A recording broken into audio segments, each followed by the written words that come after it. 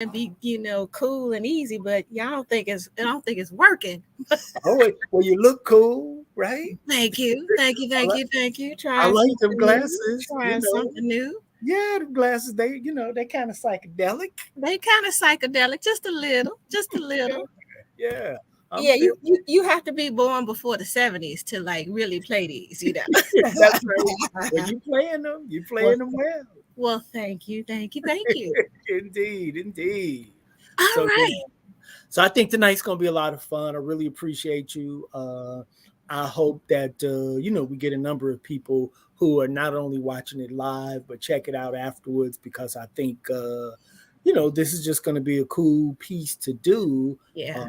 for an independent filmmaker. So thank I, you. So yeah, I'm excited. okay. All right. Well, let's jump to it. Let's do it. Let's do it. Yeah, yeah, it's on you. Okay. Well, brother Daryl James, we are going to talk today or this evening about your first film, Love in a Day. Yes, yes. Well, first of all, congratulations. Thank you, thank you. I it's not every day that a sister gets to sit before a filmmaker. So that's awesome. So All right, it is my honor. So congratulations. thank you. So why don't you start us off by telling us a little bit about Love in a Day? Okay, so Love in a Day was a stage play for 5 years before I rewrote it, retooled it, and turned it into a screenplay, and then got it shot, got some wonderful music. But Love in a Day, I wanted to do a love story. I wanted to do something that would allow me to, entertain, but also make commentary. So I had three couples go on a relationship retreat, and then their relationship coach, who is also a psychologist with a PhD, kind of gets into some stuff himself, and we get to deal with some issues and deal with it in a way that it's entertaining, engaging, and hopefully, people will love it. They loved it as a stage play, so hopefully they'll love it as a film. Well, I absolutely think that they will love it as a film. I enjoyed watching the various dynamics, but I have to really emphasize you as Daryl James Sr., because I want to give a shout out to James Jr., Yes, who yes, yes. has his own credits in there. You want to tell us quickly about that? Yeah, I mean, well, so the thing is that, I've been a full time father since I've been a father. And so when I started shooting the film, dude was right there with me. I mean, he was still a youngster, still a shorty. Half the time, he'd be up under a desk or up under a table or whatever, and playing on his DS3 at the time, or his Mm-hmm. Nabi or iPad, and it was cool. And so if I needed help with something, boom, he would go get it. So I gave him credit, special assistant to the director. Yes. Yeah, so he's got his little film career cracking. I love it. I love it. That's why we have what we have to do. Train them up. Train them up. Indeed, indeed.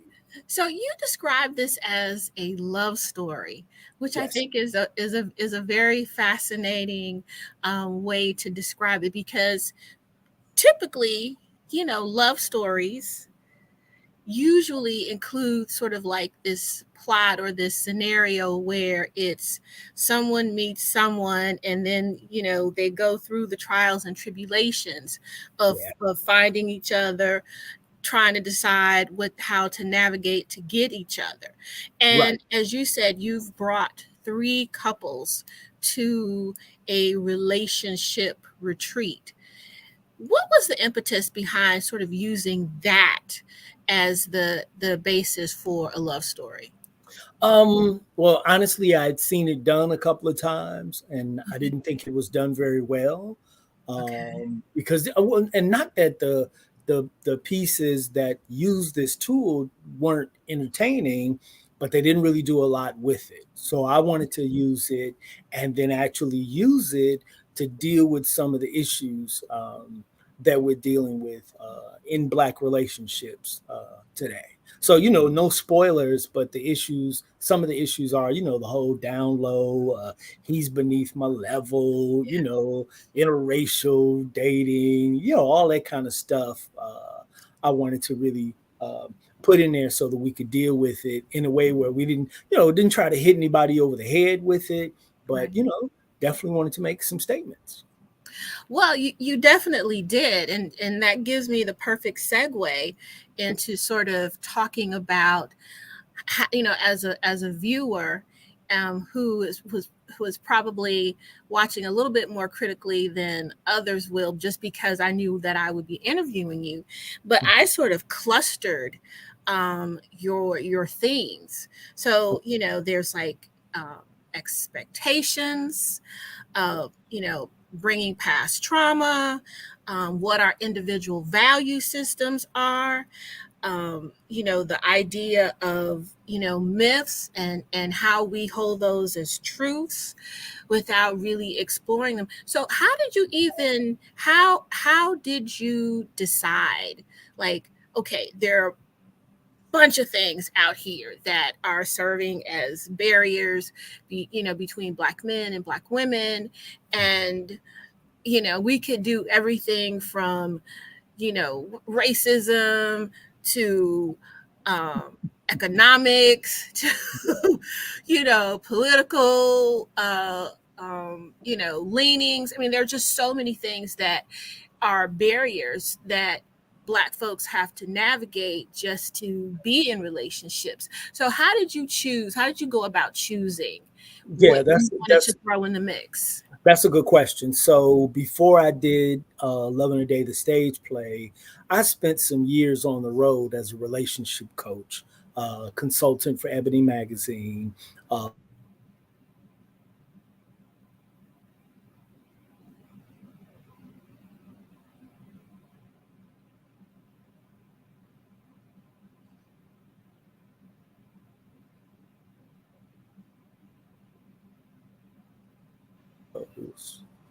Okay, Okay. we're back. We had frozen for a second. Yeah.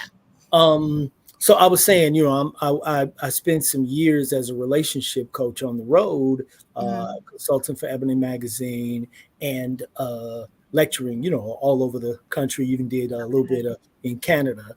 And so these were some of the things that the issues I put in the film, just like in the play, were the things that I had heard the most.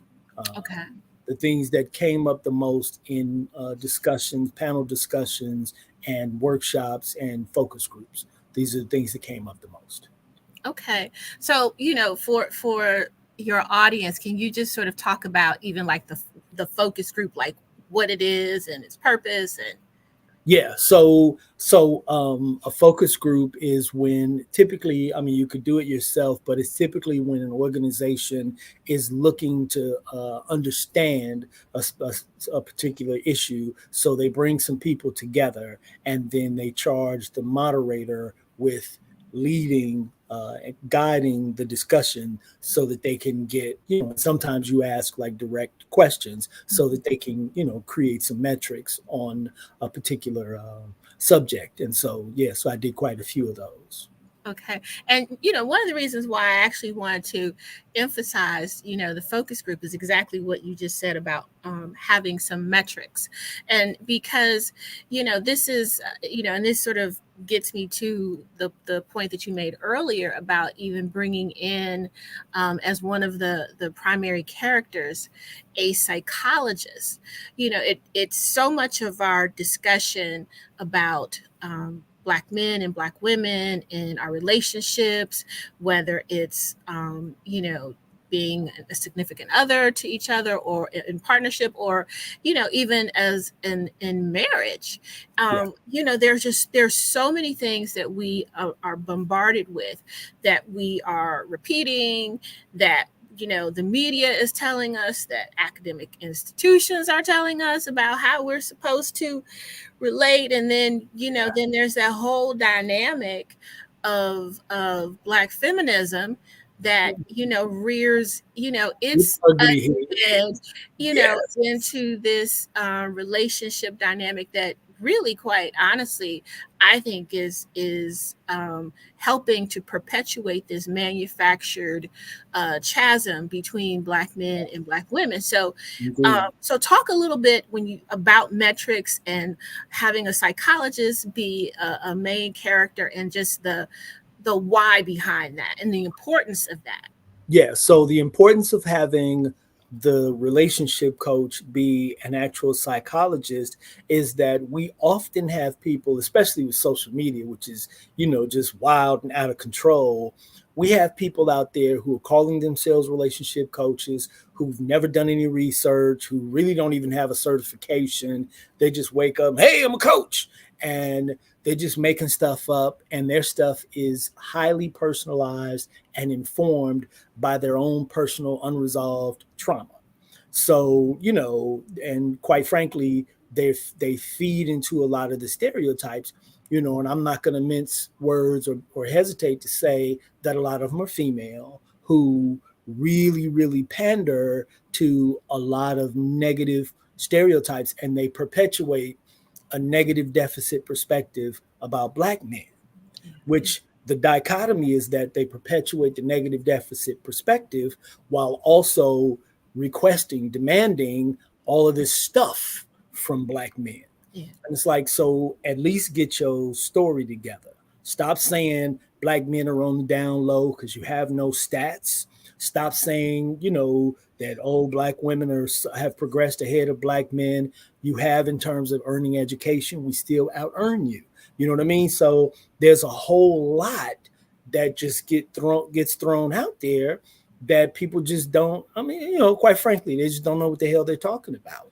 And so, myself as a relationship coach, what was different about me is that leading into the book I wrote and leading into becoming a relationship coach, I actually did 10 years of research. I talked to over 10,000 people. And I, got the anecdotal references, but I also did real research, understanding who we are as a black people, where we've come from. So when I hear people start talking about what's old school, what's new school, I'm like, that's no one's school. You should have gone to school because you're making stuff up, Mm-hmm. right? Like, Right. yeah, yeah. So Yeah. one of the things I didn't put in because we started the story before this piece came up, this whole, I need a provider situation. And you hear people say, a lot of sisters say, oh yeah, black men used to provide for black women. You're a damn lie. Black women used to provide with black men. Stop lying on my ancestors, because the black women that I know, the black women that I know of, the black women that we should be paying attention to by doing real research. One of the hardest working human beings in this nation is the black woman. What are you talking about? Yeah. She wasn't just laying back. Yeah. She was working when the brother might have had to go be, Pullman porter. He might have, he's doing whatever he could do because they weren't letting us in the office. Sisters were secretaries. Sisters were breaking through, becoming nurses. Sisters were entrepreneurs. Sisters were taking in clothing to wash it, to iron it. They were going to Miss Ann's house to wash her nasty ass house. You know what I mean? So Mm-hmm. the concept of a black woman just sitting around chilling is psychotic because that's not real. So that's why that is important. Yeah. That's why it's important, because some of us don't even know who we are or who we used to be. Right. And it's you, because you've packed in a whole lot, and I'm like taking notes in my head furiously. But one of the points that you made about, even this concept of black women, at one point, being provided for, and being able to chill. Like, I don't even know, even with women who were homemakers, and we have many of those in our families, that job at home was real. You know what I mean? And so this idea that that we as black women had this luxury that was provided for, almost as a sense of entitlement, an obligation on the part of Yes. black men, is just a little bit bizarre to me, particularly when you think about or take into consideration the paradigm of racism within this country. Like, how we were supposed to do that? Like, I don't understand that. And so, and so there is a conversation even just about value. So even as women today, we're looking for providers.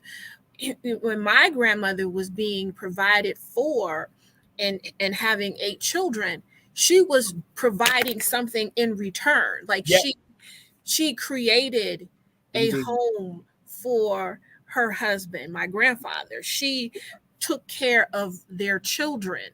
Yeah. Um, she was cooking even when they didn't have anything. She was figuring out how to make, stuff out of some flour and some butter. Right. You know? Right. Oh no, no, absolutely. And let's be clear, Yes, even amongst a great portion of the sisters who were homemakers were still that's right. entrepreneurs Yes, because they were still taking in washing. They were yes, still, you know what I mean? So they right, were right. bringing money in and they weren't just chilling at the crib. When I hear Yeah. these sisters say that, I'm like, I get it if you I'm not can. cooking. I'm not, and he like I don't even get it. And so, specific to your movie, like these are, these are some of the things that come up in your movie. Now, and I don't want to give this too much attention, but I think I would be derelict in my duties as an interviewer if I didn't at least mention it.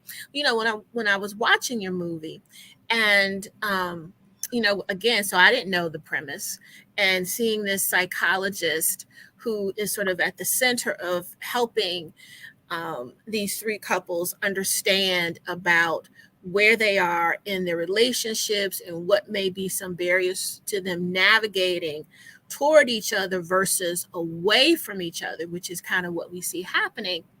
Mhm.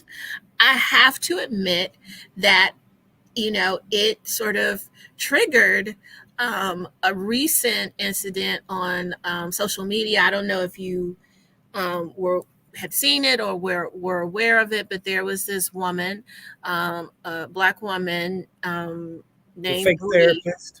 and where she is on social media, essentially having a rant about what black men need to do to be partners to black women. And so there was a lot of focus on being better communicators and etc. But for me personally, and I'm not a psychologist, I'm not in that arena, but just as an observer, I thought that there was some really misdirected, um, um, inappropriate ranting about the idea of black men needing to do something to be better for black women and to be better for themselves, and this idea of black women already being in a certain position. So just how did you respond, like when I say Well, respond to that, but I mean yeah, just how did I feel about it and what my that. thoughts Yeah. were? Well, the thing is that, and we should do a show on Black Love today and talk about Okay. blacks and therapy and bring on one of the psychologists who works with Black Love today, right? Okay. Because one of the things that people need to understand is that black people in general have allowed therapy to be stigmatized to the point where we would rather self-medicate whatever we're going through, which is why so many of us are, smoking weed. Nothing wrong with that. But if you're doing it because you're self medicating, that's a problem. And a lot of people are taking hard drugs or they're drinking or they're gambling or they're screwing because they're trying to self medicate. So for Mhm. this, I'm going to be nice. This person to claim to be a therapist, the way she was speaking was so far outside of what you find in the therapeutic milieu. Like I've worked in therapeutic environments for a very, very long time.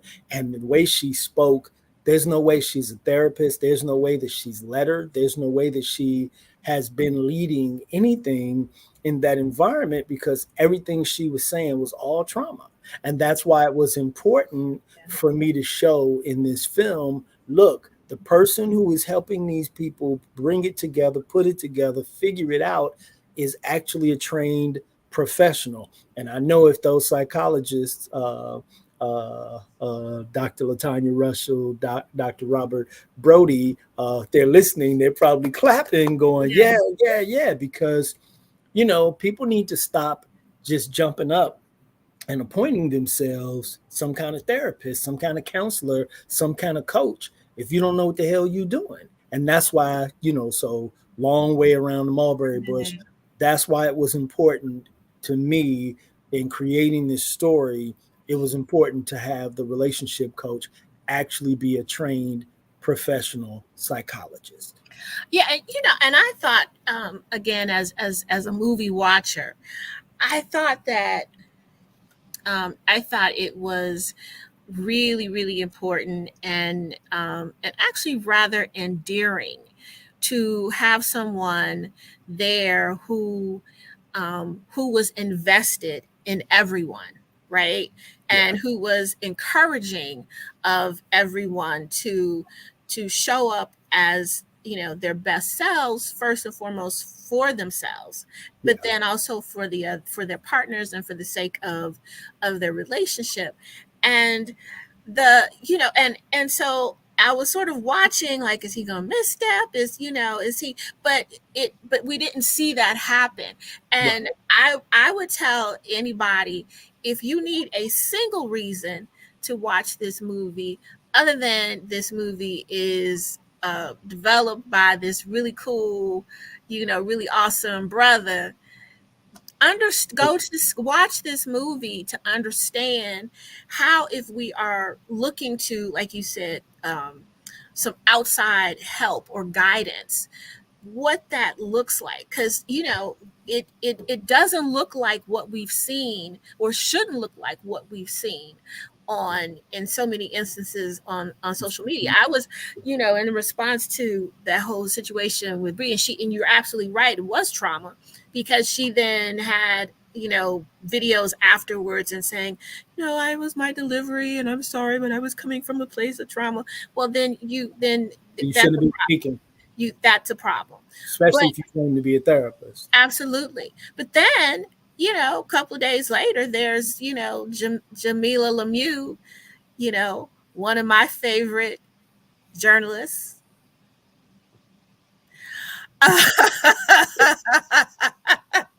Where she tweets, well, my therapist once said niggas ain't shit. And I'm so glad that she didn't say that on the internet, because I still need her. And I'm thinking to myself, my God, who does that? Yeah. What therapist would do that? What therapist would find that helpful? What therapist would find that, even appropriate? And then, Well, as a client, I mean, I know I might be all up in my feelings about whatever I'm going through with men, but I don't want to hear you say you don't that want to to me. hear I that. want you to tell me that black men are wonderful, that there are black men out there that Yeah. I'm going to find. I might be looking in the wrong places right now. Let's look at your strategies. Well, yeah, but the problem is that there's so many broken people, and Yeah, some of these people, if she does have a therapist who actually says that, and I yeah, think, she's a damn lie. I think she's lying. But if her therapist said that, then she's dealing with a broken therapist who yes, really needs to attend to her therapeutic needs right, yeah, before and she that's continues in her profession, because she's unprofessional right. and she's probably harming people Yeah, and I was. probably needs to have her license pulled. But we need to see more situations where we're seeing black therapy. That's why, one of the things that I think it's I can't remember the actual name of it, but the organization it's basically the the Association of Black Psychologists, Mhm, mhm. because that way they want to make it easier for black people to be able to find black psychologists, because for that very reason, because either we're being abused in therapy because we're going to someone non-black, or we're being abused in therapy because we're going to somebody who is just a crackpot who can't manage their own trauma and probably just, needs to find daddy, get a hug, and hide in the corner Mhm. for a few days. Yeah, yeah, yeah, yeah. So that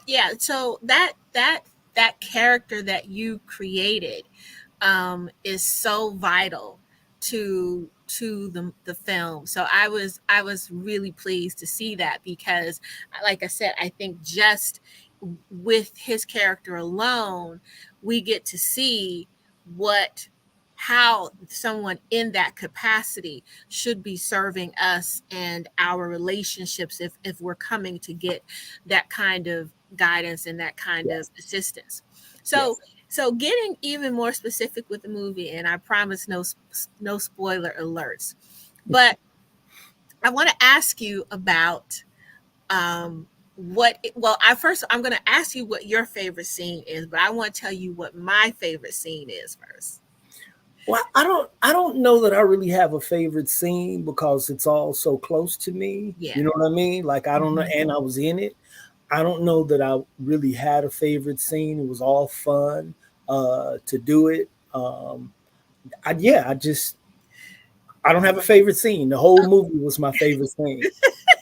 That's really, I like that answer. But you just reminded me that we didn't tell everyone. So before we even go further with talking about the movie, let's talk about your credentials first of all. So you are because I forgot to mention, okay, yes, this brother wrote the film. You produced the film, and you are acting in the film. Oh, okay. And the Director. director of the film, Yeah, and this is not your first film. This is your first film it got picked up. that got picked up. Yeah. Okay. And then you talked earlier about working as being on the lecture circuit. So I think it's also responsible of me to let our viewers know that you are a journalist by training. Yes, absolutely. And I think that's very, very important. When I was on the lecture circuit, people would always ask me, "Oh, how are you a relationship coach? Are you married?" That's not a requirement. so, so the Woo! thing that I would always explain is, as a relationship coach, first of all, you should be educated and you should have done some kind of research so that you can have a platform. Yeah. But yeah, I have a degree in journalism from Cal State Northridge. I started at University of Iowa, so Cal State University Northridge. If Kevin Jenkins is still listening, my man, it's Pi Kappa chapter. But in addition, I've been a professionally trained journalist. I've been a journalist for 30 plus Go years. ahead. Go Yeah, ahead. literally started writing while I was in college. So I've written for, man, so many outlets. Started my own magazine. I've had three magazines. So yeah, I mean, I've done. I've written in radio, film. I mean, radio, magazines, and newspapers. So yeah, so I am a journalist, for real, for real, for real. For real, for real, for real. And as we mentioned earlier, you're a playwright. Yes, You have published a book. So you're just like this communications guru kind of I'll dude. take that. I'll You're take. every once in a while we run into some Renaissance men. So ladies, if you want to know what a Renaissance man is, we're talking to one today. Okay, Well, not to completely toot my horn, but since you say shoot it. Renaissance, I am also a musician. I am a singer. So yeah, Renaissance for real. I I'm an love artist, it. like I on some I real. love it. I Yeah, love it. Use the brain. It's big and it's powerful. Just go absolutely, for it. I love it. absolutely. Yeah. So you said you don't have a favorite scene, and that's okay because that's your baby. The whole thing is yours. But I'm Yes. gonna tell I have a favorite scene. Okay. So my favorite scene, not to, again, no spoiler alerts, but my favorite scene is an exercise where the psychologist had the couples dance. Hmm. What was the inspiration behind that? So there are a couple of things. First off, I wanted a dance scene. My next movie is gonna have, some, which I'm about to start this fall, but it's gonna have some real beautiful music, beautiful dancing. black people got to dance again. And I don't mean, Right. hunching the shoulders or, two step and, Right. in crip walk. Right. We got to start dancing again. It's such an integral part of the mating process.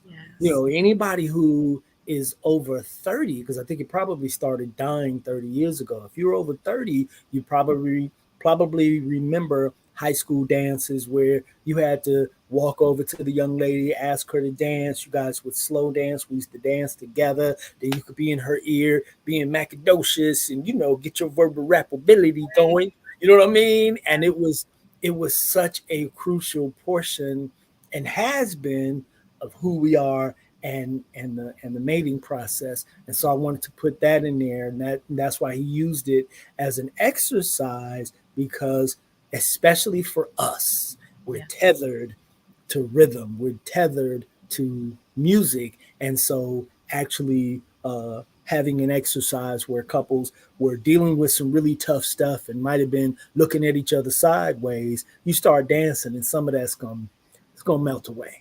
Yes, and it did, and we saw it because in that scene, all of the couples, you as you said, it melted away. We're looking at these Kool-Aid grins. Yes, yes. Everybody looks happy,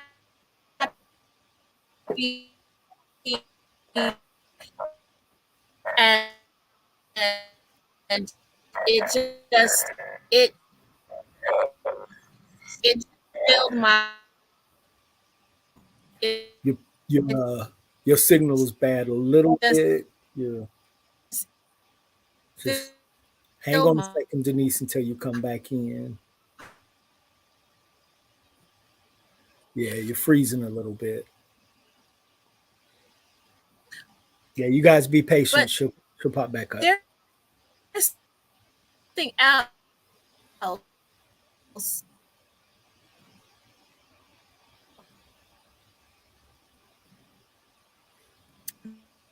that, and we're freezing up and It'll come back. viewers, we're going to be okay in just a minute. This hopefully is going to clear itself up a little bit. Yeah, we hear you now. We hear you.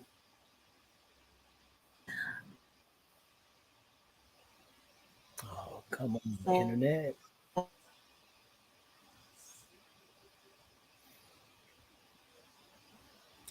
Or so while we're waiting for you to come back, maybe I think I know where you were going as far as the music is concerned.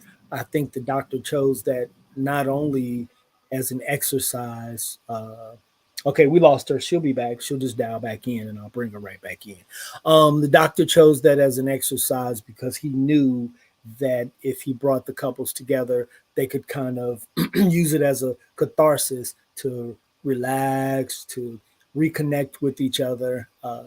And it did work. And that's why, they were all happy and, had the big giant grins. And I put that in the movie because I want to put that back in our lives. I want us to actually get to a place where we can start dancing with each other. I want black people to start dancing with each other. I want them to start uh, loving each other, and those things are really really powerful. So hey, welcome back, Denise. hey, Glad you welcome back in. hey, I just went through the whole dance piece. I think I'm okay, probably covered everything dance related because I wanted to make sure we kept the okay, continuity while we were waiting for right, you to come right, back. right. I tell you, technology, we love it, but when it doesn't want to act right, it does not act right. That's But right. let me go back to the dance scene Mhm. because we were talking, as you said, about how important it is for us to be dancing and just it's such an intimate thing, and it is part of our getting to know each other, so much part of the mating process.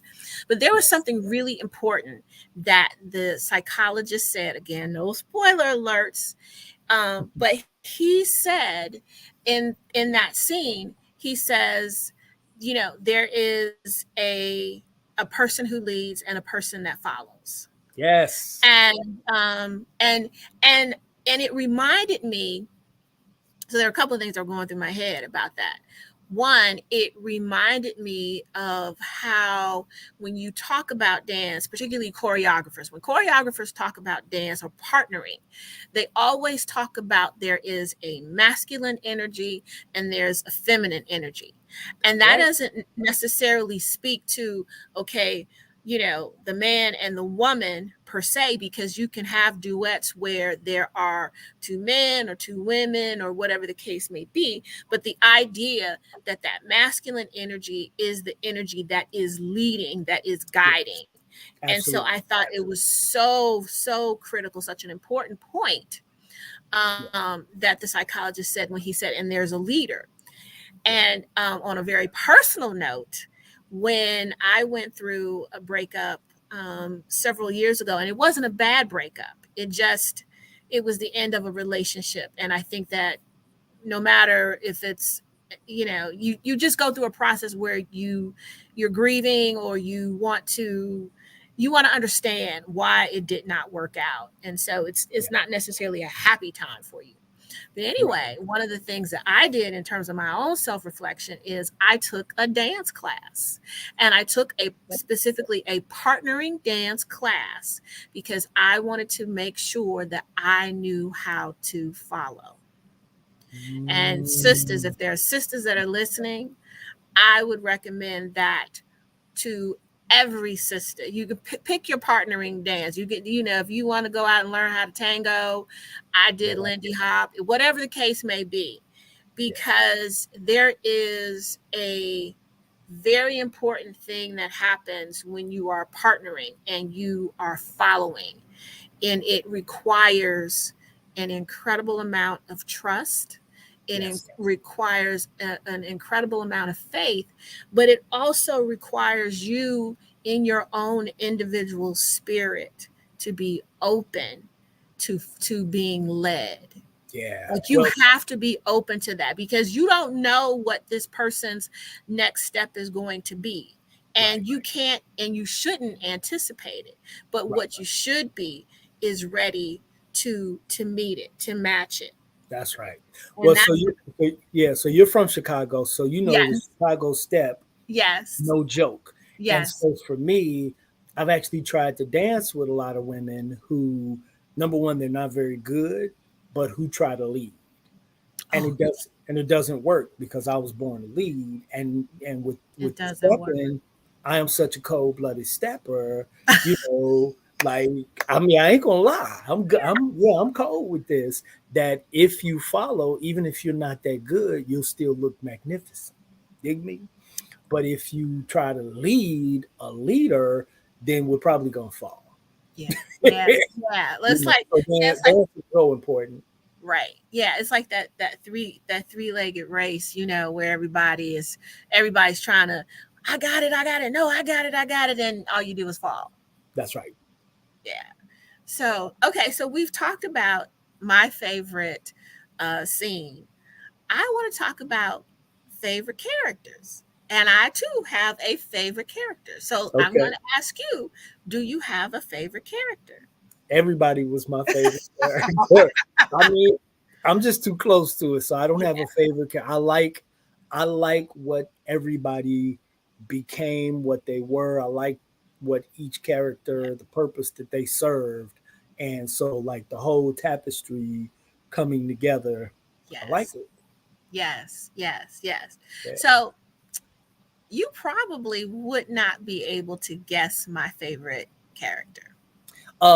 Your favorite character was the one I played, Evan Nixon. 'Cause I'm the man. Okay. Okay. Well, I'll make him my second No, favorite. I'm just messing around, sister.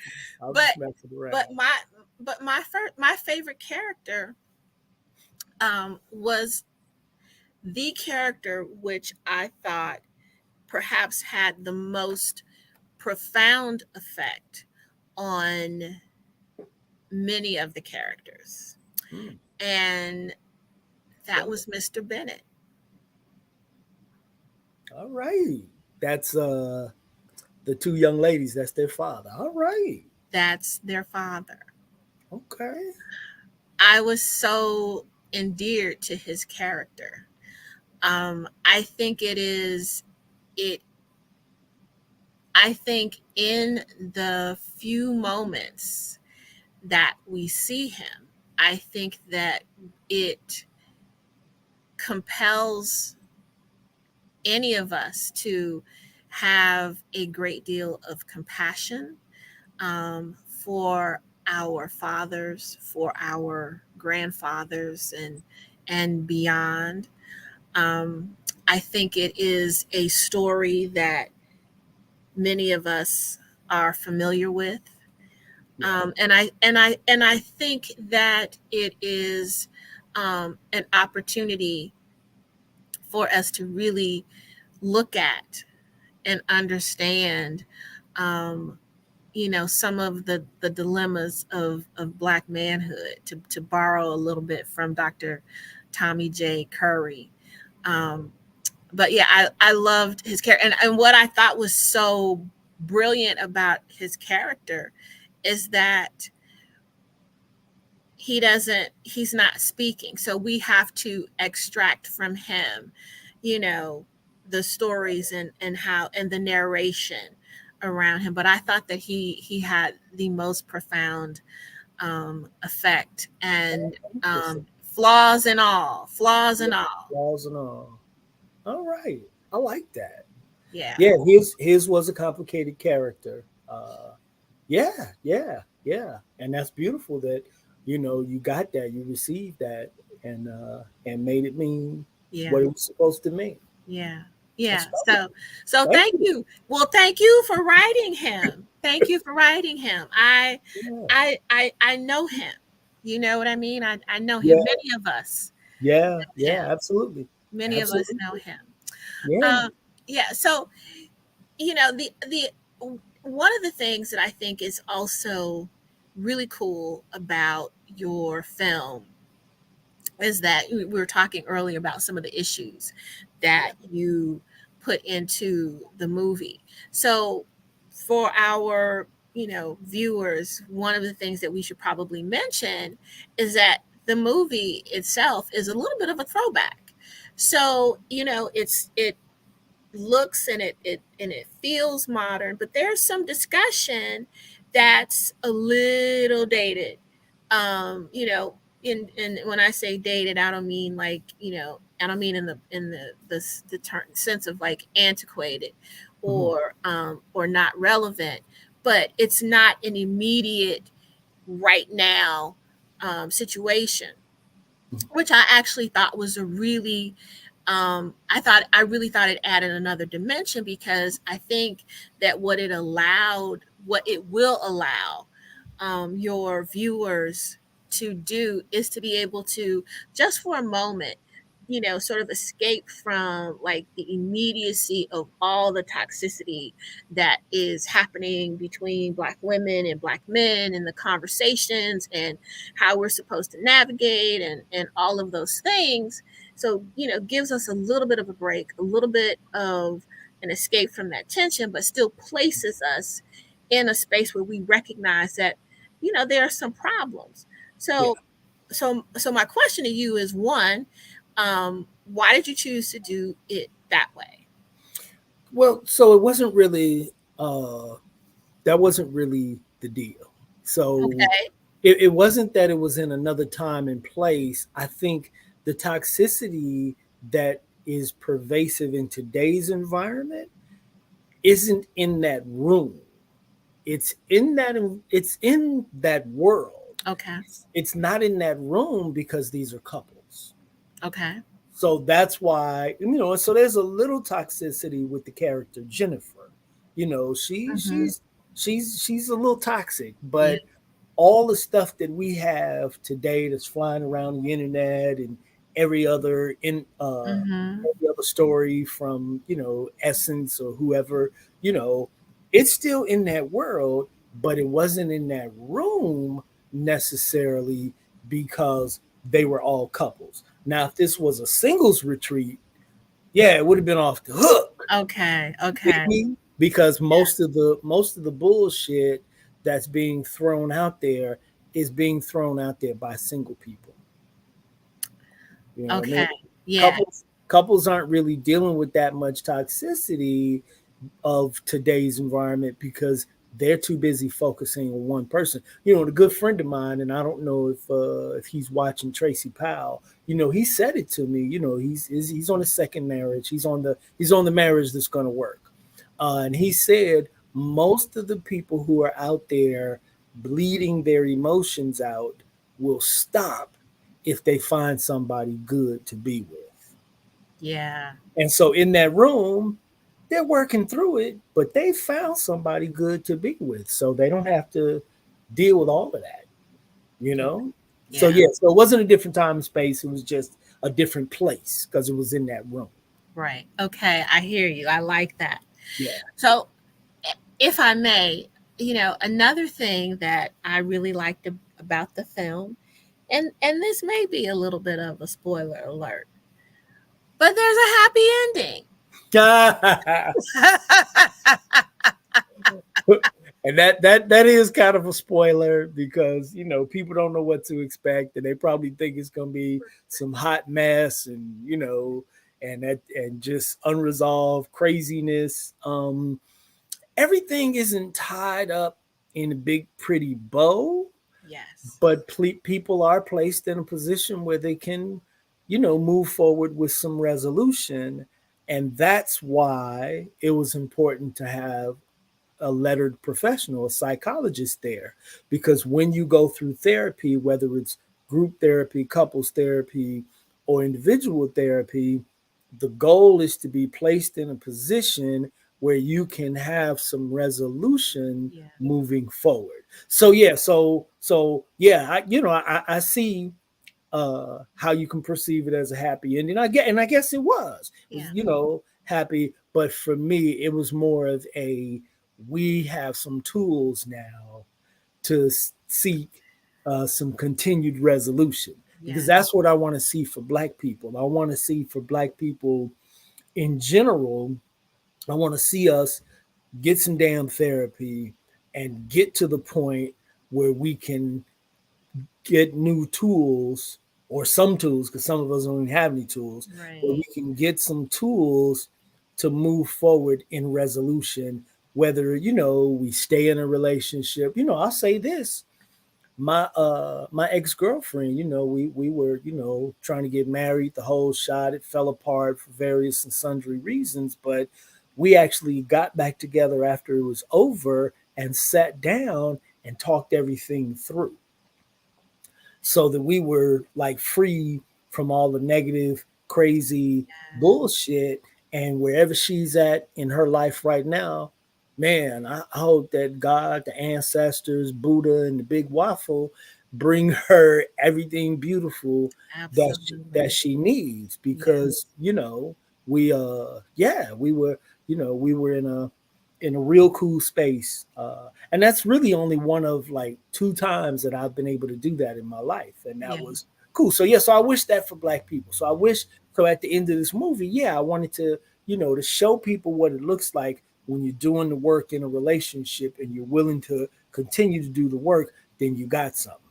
Oh, absolutely. And yes, it may not, as you said, have been tied up neatly in a bow, but for me, this idea of being willing and, as you said, having the tools to hang on, Yeah. right? Because, right now we have, everything in our lives, everything around us is, characterized and treated and promoted as disposable, right? Yes. You Including don't people. even people, Yeah. sometimes especially people, like Yeah. you don't have to try to hold on to anything, you don't have to try to give somebody grace to try to work it out, you don't have to have a conversation, you don't have to work. And Yeah. then I think the other thing that was important about the way that you approached it is that I think it also serves as a reminder, right, that we have to be able to manage expectations that do not follow this European storyline of love that, Come on now. we've been handed, since the beginning. I mean, one of the things that I am so thankful for my mother doing is that she would not allow us to read fairy tales. Because Yeah, one, she said they were racist, but two, she was like, they're mean to children. Why would I read they're always trying to harm children. Hansel and The other Gretel. thing, Yeah, but the other thing, she was like, particularly, for young girls, we're not, and it's not from the perspective of, oh, you want to be independent. No, but it was like, this thing about relationships is about people, not, some fantastical being that, can just, wave wands, have a shoe, and then, you know and relationships require work. It yes, I saw something recently where an older couple was talking about their marriage. They had been married for quite a long time, and they said, it's a choice. It's a choice to be here. And then and when you choose, you understand that there is work involved. And right. so for me, seeing your film, I was encouraged because I said, this is what I think. This is the message. This is one of many messages that you delivered, but one of many messages that we as Black folks um, who are trying to make relationships work, between Black men and women, and close that chasm. That we need to know that it takes work. Yeah, It's worth it, yeah, right? It can be worth it. absolutely. And there's no reason for us to handle these things like, that they're disposable, like they're too meaningful and too important for us to do that. And as you said, if we don't know how, there are ways for us to learn and Oh, you're get starting to freeze again. tools to do that. Mhm. Yeah, yeah. I think you're freezing again, but I think you Okay. what you're saying is right So on.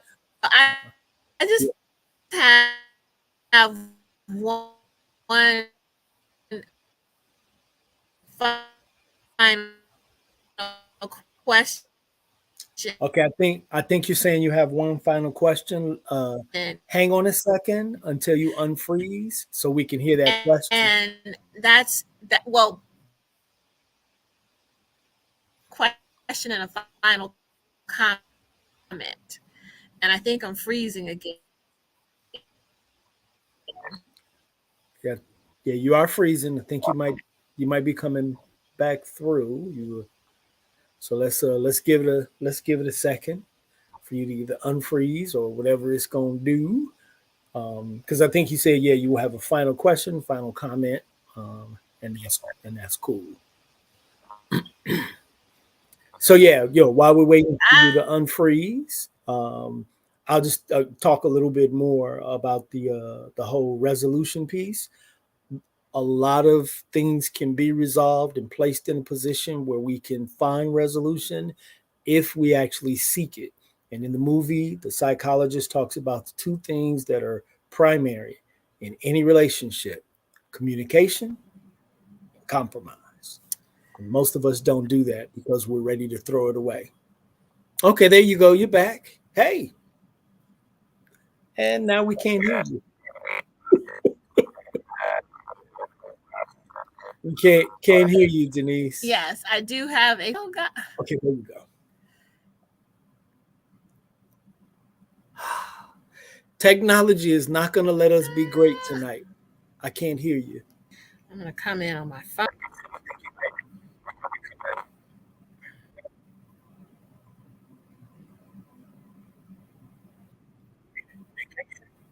So we can see you, but I can't hear you. Okay, because I was getting ready to get to you on my phone. Okay, no, we got you. You Oh, can back. you hear me Go now? ahead. Yes, yes, yes. Oh my gosh. Okay, because I was getting ready to come in on my phone. I was like, I'm gonna finish this interview. Okay, it's not gonna be. Oh wow. Okay, let's see. Can you hear me now? So actually, you know what? Maybe you should do that. Maybe you should pop in. Yeah, Oh no. maybe you should pop in on your phone, and we'll. Can you see me? Okay, I'm gonna try to get in on my phone. I'm gonna Okay, try this. okay. Okay, okay, okay. So yes, so was the soundtrack was on. Yes, yes. So yeah, I heard that part. The soundtrack. We'll Yes, wrap it. yes. So Can yeah. you So hear what? me? Yeah, I can hear you, but you still like delayed a little. Are you going to try to do it on your phone? Because I can, if you come up on your phone, I can bring Yeah. you in. Tell us about the. Yeah, tell us about the. Okay, the soundtrack. I'm gonna So try to. I spent 10 years in the music industry, so I've got some wonderful relationships. So I was able to get some wonderful music, and as soon as the movie starts, then you see because I got Phil Perry. Oh my God, that song "Dreaming's Out of Season." He was in a group. Now I'm gonna be in trouble because I can't remember the name of the group. I want to say it was Imperials. He was in a group in the '60s, and then he did a remake because he has a fully flourishing career right now. So he did a remake as a solo artist of the song he did with his group. So Dreaming Out of Season, powerful, powerful, powerful song. And that's, the track that the movie starts with. But yeah, we've got Angie Stone, we've got Yes. Mesa, we got Kindred, the Family Soul, we got some really, really incredible music. So Lindsay Webster, who just got a Grammy. So we got some and there's a cut in there, a spoken word piece by Daryl James. Yes. Yes. I think that's gonna surprise some people, and so yeah, I mean it's a really good soundtrack. I'm really really happy that I was blessed enough to do that. Okay, so I'm going to let me bring you in Okay. on your phone, and then I'm gonna get rid of the one on the computer. There you go. There we go. Yeah. Let me get. Okay. So turn off the other one. We'll mute her mic, and then we Okay. all got you. Got you. Hey, Hey. Denise. What's Yeah, up? so that soundtrack was off the chain. Yes. And so my only regret is that I, as a first time filmmaker, like really making a feature film, my first film was a film short, learning how to make a film, but I didn't use that's my only criticism of myself as far as the music. I don't know if I made use of it made the most use of it. I probably could have, really dug in a little deeper. But hey, I did. I think I did okay. But we had some bomb music, and I'm happy, and I think the people are really going to enjoy it. Yes, I think so too. And just in case anybody is wondering, if you have some young folks, in your home and you want to watch it with them, you can, Yeah, because and I think that's also important. I mean, there's a time and place for really adult themes and well, not even just themes, but for adult action and behaviors and such, yes, and certainly this could have been that. But I think that as we are rearing up young folks, I think it's important to be able to also have a selection of films that we can sit that can around. be shared space. Yes, with family. Like, I would not have a problem sitting there and watching that movie with my mother and my daughter. Yeah, And, yeah. and so those things are they're important. Oh So yeah, absolutely. So for anybody who is thinking about watching this with your family, I want you to know when Love in a Day launched in 2011, my son was 5, and he was at almost every performance. When we took it to Chicago, DC, he was right there.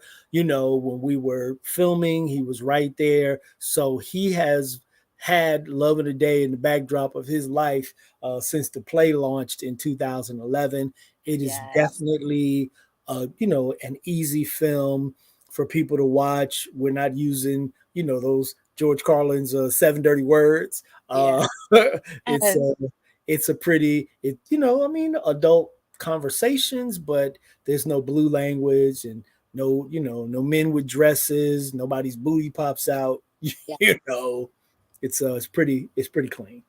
Yeah, it is. It's very clean. And I know I said I only had one more comment, but No, actually it's all good. It's all good. I have Go another comment. ahead, You sister. know what I appreciated so What's much about even just the look of the film is that this was not the land of the pretty people, right?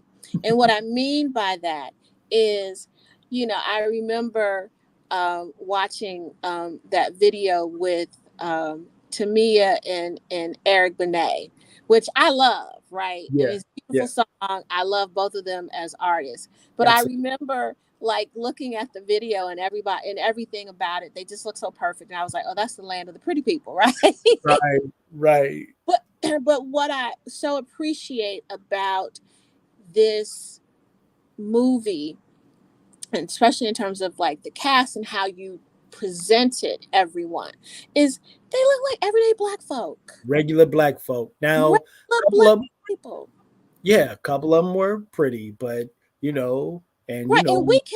And we can be pretty mhm, without looking glamorous with those. like right, without like looking like it took 12 hours to make that happen, like it That was a yes, process. yes, yes. And I think, and I'm gonna Like say you were this. getting their essence, like Yeah, everybody's essence was coming through. right. And I'm gonna say this for other independent filmmakers, because I've seen a lot of films where people are just so glamorous, so pretty. It's hard for people to get to that. So this is a good-looking cast. The Yeah. ensemble was, these are some beautiful people, even with my ugly Beautiful bald eye. head ass.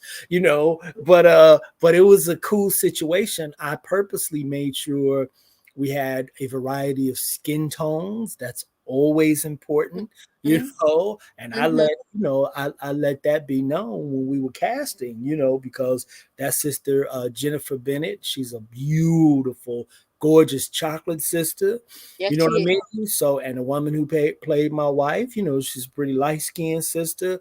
I wanted to show the whole rainbow of who we are and not focus on one end of the spectrum or the other. So that's important. Right.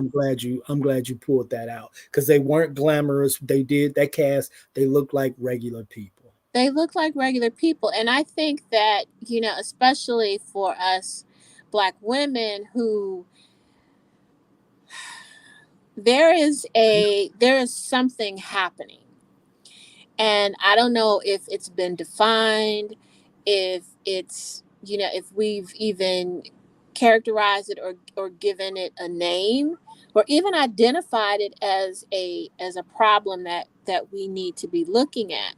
But when we are at a time and place where it's nothing for women to physically alter themselves Yeah, to the point of um, harming themselves, placing themselves in danger, and even, to the point of threatening their lives or even dying. Like that's, it's eh, not necessary. I mean, yeah, look, and let me just say this because you brought it up. You know, black people in general, but black women are the most beautiful group of people in the universe. Period. That's it. That's it. That's the message.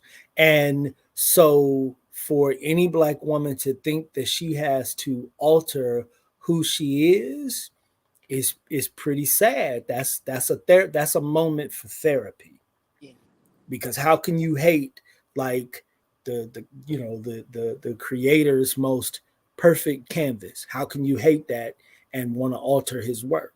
You Yeah. dig me? So and that's what I wanted to bring across, and that's what I'm gonna try to do in every movie, bring the beauty of black people Yes. to the forefront. Because if you're making a movie and it's in full color, why not use full color? Full color. How about that? Yeah, yeah. Well, you know what? I think that's a perfect note to end this conversation. All right. Brother Daryl, thank you for making this feel good movie, and not in some sappy way, but just really letting black people know we can navigate toward each other, right? We Yes, can navigate toward each other, and absolutely. it's worth it. It's worth it, and we can do it. And Yes. it's necessary. It's necessary work. There is nothing more revolutionary than two black people committing to each other. Absolutely. I believe that. Yes, Yeah, that was my anthem to my sons growing up. Like, yeah. you want to be revolutionaries, that's what you do. Marry a black woman and have black That's right. babies and That's black. right. That's right. Yeah, yeah. That's real talk. And so, watching this movie, people are gonna laugh. There's some funny stuff in there. Yeah, They might cry a little bit, but yeah, the love is gonna be there. The love is gonna love. be evident. You will believe in love again. You know, Yeah, yeah. black love is it, baby. It is. It is. It is it in everything. Yeah. Well, again, thank you for taking the time to talk with a sister about your film. Um, you know, I got one more question. Do it. Do it. Do it. What can we expect from you in terms of what's going to be your hallmark? What's going to be your signature as a filmmaker? Because it's obvious, right, in this film that you love black people, you love Yes. black love, Yeah. right? We Yes. are your audience. Yes. So I felt that was the other thing. I felt like he's talking to us black people, Oh, right? absolutely. Right. We're No not shame. right. No, no, unapologetically. Yeah, I think that's a good question. I think my hallmark is going to be black love. I've got more stories. I got 3 scripts that are done already, and I'm doing another one. The next one that I'm gonna shoot, we're gonna start probably late October, early November, is a pandemic love story. Ooh. Yeah. You And mean when we all had to sit it still? it starts in the quarantine. Starts Okay. in quarantine, and Okay. it's gonna be beautiful because it's us as black people Yeah. loving, and then there's a bunch of stuff that happens that makes it interesting. But yeah, yeah, it's gonna be that's gonna be my hallmark. I got some science fiction that I'm gonna do that may be multicultural, but we're still gonna be prominent. I have a murder mystery. One of the first books I wrote, converted it to a screenplay already. Detective's Affair. The lead character is a black female detective. She's Ah, the hero. She's the okay. heroine of Okay. that story. I can't wait to shoot that. That's gonna be bossy. But Yeah. I think the central piece, the hallmark, is basically black love because I believe in it. Well, I believe in black love, and brother, I believe in you as a message. Oh, So thank thank you. you. Thank you. Thank Thank you. you. Thank you. So we are going to be picking up some more conversations soon. But again, thank Absolutely. you so much for this opportunity. And I wish you many blessings of storytelling. Thank you. I say thank you so much, sister. I appreciate you. Okay. All right. Good night. Good night. All righty.